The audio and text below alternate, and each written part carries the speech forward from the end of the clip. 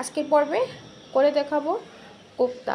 আর এই কোপ্তাগুলো আপনারা মুরগির মাংস দিয়ে করতে পারবেন। অনেক সময় হাতের কাছে গরুর মাংস থাকে না, তাই মুরগির মাংস দিয়ে কিন্তু অনেক ভালো কোপ্তা বানানো যায়। আর এই কোপ্তাগুলো বানিয়ে আপনারা অনেক দিন ফ্রিজে সংরক্ষণ করতে পারবেন। এটা আপনারা ইফতারও ভেজে খেতে পারবেন, ঈদের পোলাওর সাথে সার্ভ করতে পারবেন। এভাবে করে বানিয়ে রাখলে দেখা গেছে আমাদের কাজটা সহজ হয়, খুব সহজে আমরা কাজগুলো করতে পারি। সহজভাবে করিয়ে দেখাবো আজকের এই কোপ্তার রেসিপিটা। আশা করি আপনাদের কাছে ভালো লাগবে।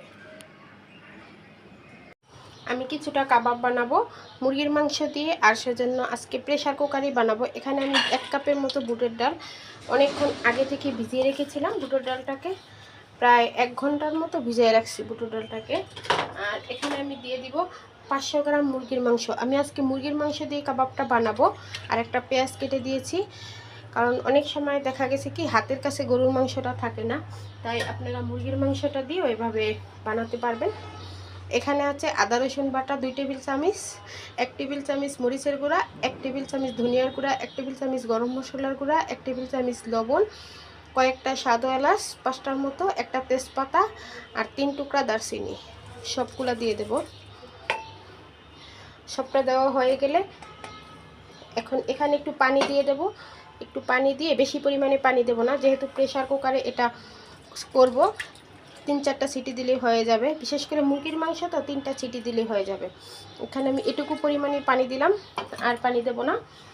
এখন দিয়ে দিব 2 টেবিল চামচের মতো তেল দিয়ে এখন এটাকে একটু নেড়ে ছেড়ে ঢাকনা দিয়ে ঢেকে প্রেশার কুকারে সিটি দিয়ে নেব।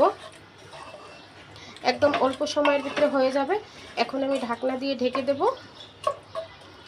ঢেকে 3টা সিটি দিয়ে নেব। এ পর্যায়ে মাংসটা রান্না হয়ে গেছে। দেখতে পাচ্ছেন যে পরিমাণে পানি দিয়েছি একদম পারফেক্টভাবে হয়ে গেছে। এখন এটাকে ঠান্ডা করে ব্লেন্ডারে ব্লেন্ড করে নেব। আপনারা চাইলে শিলপাটায়ও বেটে নিতে পারবেন। এখানে আমি ব্লেন্ডারে ব্লেন্ড করে নিয়েছি। আর দেখুন একদম মিহি করে ব্লেন্ডার করে নিয়ে একটু মানে কম ব্লেন্ডার করেছি। একদম মিহি করে ব্লেন্ডার করলে কিন্তু ভালো লাগবে না খেতে। এখন এখানে দিয়ে দিব আমি 1 কাপের মতো 1 মুঠের মতো পেঁয়াজ বেরেস্তা দিয়ে দিব, বড় সাইজের 2টা পেঁয়াজ কুচি, 3টা কাঁচামরিচ কুচি, আর দিলাম ধনে পাতা কুচি। সব কিছুটা দিয়ে দিলাম। আর এখানে আমি 3 পিস পাউরুটি ব্লেন্ডারে ব্লেন্ড করে নিয়েছি, এটা দিয়ে দেব। প্রথমত সবটা দেব না, যদি প্রয়োজন হয় তাহলে দেব। আর এখানে আমি 2টা ডিম নিয়েছি। আমি প্রথমত একটা ডিম ব্যবহার করব, পরে আমি লাগলে আরেকটা ডিম ব্যবহার করব। আগে আমি এই মিশ্রণটা সম্পূর্ণ মিশিয়ে নেব, তারপরে আমি ডিমটা ব্যবহার করব। এখানে মিশিয়ে নিয়েছি। আমার বাটিটা ছোট হয়ে গিয়েছিল, তখন আমি বাটিটা আরেকটা বাটিতে ট্রান্সফার করে নিয়েছি। আর আমি যে 2 পিস পাউরুটি ব্রেড করে নিয়েছিলাম সম্পূর্ণ গুঁড়াটাই দিয়ে দিলাম। এখানে প্রথমত আমি একটা ডিম দেব। একটা ডিম দেওয়া হয়ে গেলে আমি এটা সবটা খুব ভালো করে মেশাবো। প্রয়োজন হলে আমরা আরেকটা ডিম ব্যবহার করব। আর এই যে দেখুন এখানে মিশানো হয়ে গেছে। আমাদের আরেকটা ডিমের প্রয়োজন নেই, একটা ডিমেই হয়ে গেছে। এখন আমি হাতটা ভালো করে ধুয়ে হাতে তেল মেখে তারপর আমি এই কাবাবগুলো বানাবো। এই কাবাবগুলো আপনারা ইফতারেও খেতে পারবেন, পোলাওয়ের সাথেও খেতে পারবেন। একদিন বানিয়ে প্রয়োজন করে রেখে দেবেন, যখন মন চায় বের করে খেতে পারবেন। 2 থেকে 3 মাস ফ্রিজে ভালো থাকে। ফ্রিজে বক্সে ভরে রেখে দেবেন। ওই যে দেখুন হয়ে গেছে সম্পূর্ণটা মিশানো। আমি এখন কোনো লবণ ইউজ করিনি, আমি যখন মাংসটা সিদ্ধ করেছি তখনই লবণ দিয়েছিলাম, সেই লবণই হয়ে গেছে। আপনারা একটু চেক করে লবণের প্রয়োজন হলে দিয়ে নেবেন।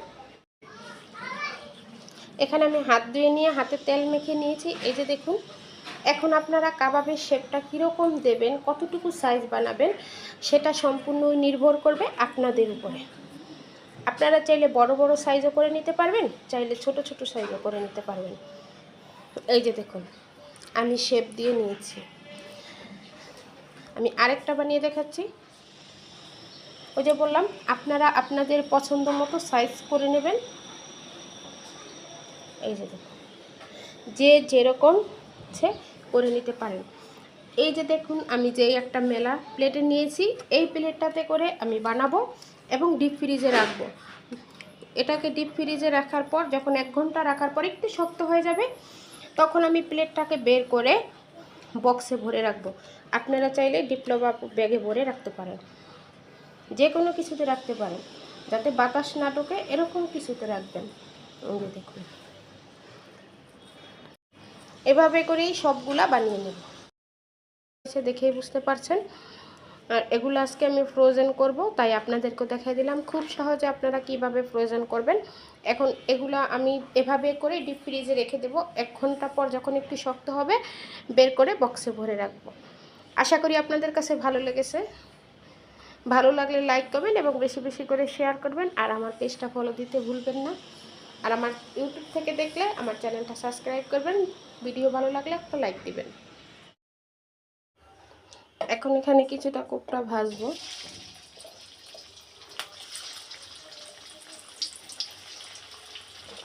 আপনারা যখন ভাজবেন ফ্রিজ থেকে বের করে সাথে সাথে ভেজে নেবেন। আমাদের কোপ্তাগুলো কিন্তু ভাজা হয়েছে। এ পর্যায়ে চুলাটা মিডিয়ামে রেখে ভাজবেন, তা না হলে উপর থেকে পুড়ে যাবে, ভিতরে হবে না। ভাজা হয়ে গেছে, এখন আমি নামিয়ে নেব। এই যে ভাজা হয়ে গেছে কোপ্তাগুলো, দেখে কতটা লোভনীয় হয়েছে তাই না? আপনারাও এভাবে বাসায় ট্রাই করবেন। এই যে দেখুন।